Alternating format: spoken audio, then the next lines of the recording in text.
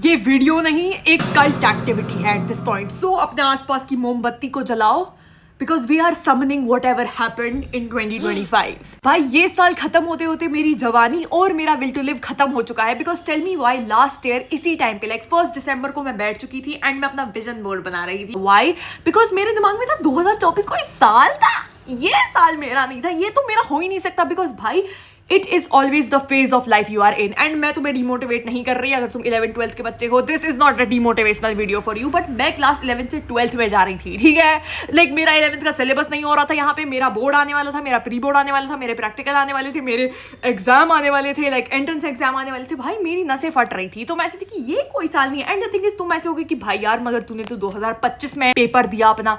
Yes भाई, if you are a student right now or you're preparing for any exam, you know कि ये September, October, November, December are the worst months of the year. For some damn reason everyone has an opinion about everything. Literally तुम YouTube खोलोगे algorithm ही change हो गया है। तुम्हारा हर algorithm तुम्हें ताना मार रहा है कि तुझे लगता है कि तू 3 महीने में कर पाएगी ये। इतनी सारी ओपिनियंस आती है, तुम्हारे स्कूल वाले तुम्हें प्रेशराइज करने लग जाते हैं, तुम्हारे अंदर खुद प्रेशर बिल्ड होने लग जाता है। And the thing is the time that leads up to that is harder than the time which is जब तुम उस पॉइंट पे होते हो। लाइक मेरे लिए Jan, Feb and March of this year was not as hard as last year के last months. तुम लोगों को पूरी अपॉर्चुनिटी है कि तुम उंगलियां उठा उठा के बोलो कि भाई ये तुझे क्यों लगा 2025 तेरा साल होगा। वेल मुझे इसलिए ये चीज़ लगी थी बिकॉज मैं इस भ्रम में थी कि भाई स्कूल खत्म हो जाएगा, फेयरवेल, कितना इमोशनल टाइम है वो चीज़। लाइक स्कूल खत्म हो गया, एक फेज ऑफ लाइफ खत्म करना। एंड उसके बाद क्या, नीट दूंगी, नीट के बाद छुट्टी होगी, कितने दिन होगी, 2 महीने की होगी, उसमें मैं सोऊंगी, भर भर के सोऊंगी। एंड उसके बाद जहाँ पे भी मुझे घूमने का शौक है मैं वहाँ पे जाऊंगी। हर दिन मैं अपने नोट्स ऐप को उठा के लिख रही होती थी कि कैनॉट प्लेस जाऊंगी, जनपद जाना है। लाइक मैं ऐसे करती थी, लाइक एक पागल कैदी की तरह नहीं, मतलब जो प्लानिंग बना रहा होता है। लिटरली मेरी वो हालत हो चुकी थी। तो मैं बहुत ज़्यादा होपफुल थी कि भाई वो फेज आएगा एंड फिर क्या है, कॉलेज जाना है।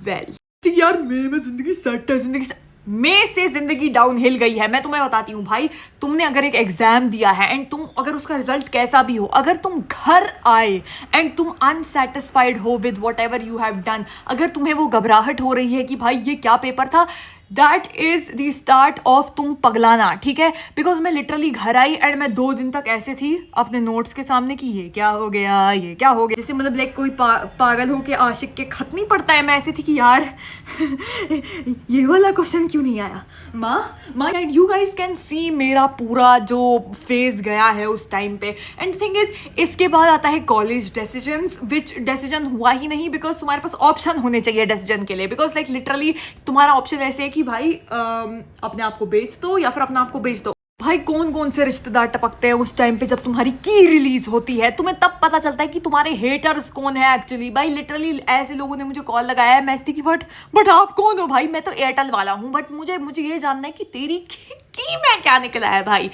इस सदमे में मैंने बिल्ली उठा के पाल दी, उसके साथ मैंने जिम ज्वाइन किया, मैंने अपने आप को इतना ज़्यादा एक्सर्ट कर दिया जिम के अंदर और मुफ्त की फूड पॉइजनिंग करा दी टू द पॉइंट कि मुझे पूरा जून जुलाई का मंथ ये याद है कि बस मैं उल्टियाँ कर रही हूँ, खून की उल्टियाँ। एनीवे फिर इस पूरे प्रोसेस में सबसे worst and lowest point obviously हमेशा फॉर सम रीज़न कुछ ना कुछ कैनन इवेंट होता ही रहता है सितंबर, अक्टूबर, अगस्त, इस टाइम के सीजन में।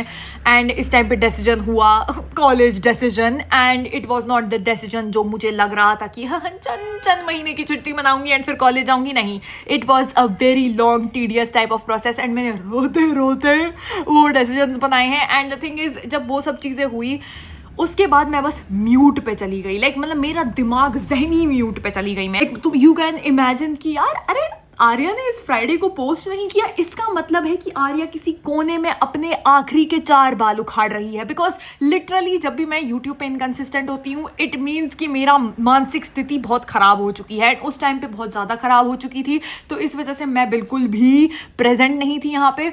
बट भाई उस टाइम के बाद से वो चीज़ स्टार्ट हो गई कि भाई हर चीज़ का आखिरी टाइम होता है।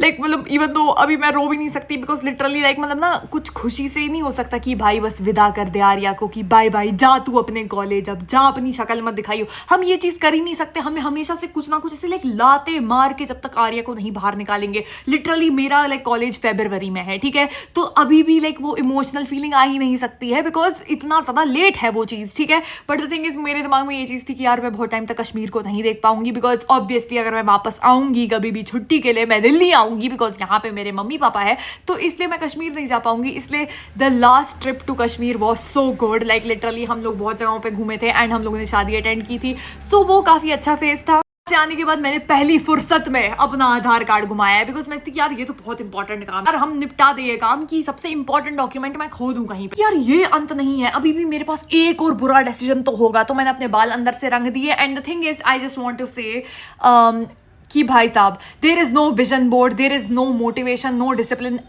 Nothing really helps you because the thing is it is isn't possible कि तुम्हारा पूरा साल बहुत ज्यादा अच्छा जाए। इट इज इम्पॉसिबल कि every single day is a good day.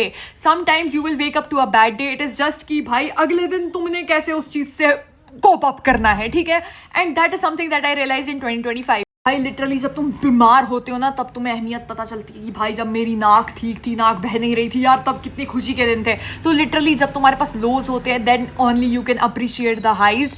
And I want to give my credit to you guys for my high. Literally this year has been the best because of my YouTube. Literally like ऐसा मेरे अंदर जो चुल थी ना कि मैं 8 साल की उम्र पे YouTube करूंगी, वो 18 साल की उम्र पे भी है। And the thing is we don't know the future of this channel. Maybe मतलब मैं एक दिन पोस्ट करना बंद कर दूं या फिर एक दिन ऐसा आए कि मैं 8 पोस्ट कर दूं एक दिन में। बट द थिंग इज भाई it is the opportunity that you give to yourself and at any point of the year if you feel it is not कि January 1st पे जो किया तो वही साल तुम्हारा होगा, ऐसा कुछ भी नहीं होता है। क्लियरली ऐसा नहीं होता है। But the thing is it is at what point of your life you change things for yourself and you're like कि भाड़ में जाए, किसी और को पावर नहीं देनी है अपनी जिंदगी के ऊपर। and you guys were the best part of my 2025। अबे 26 में तो दुनिया खत्म है।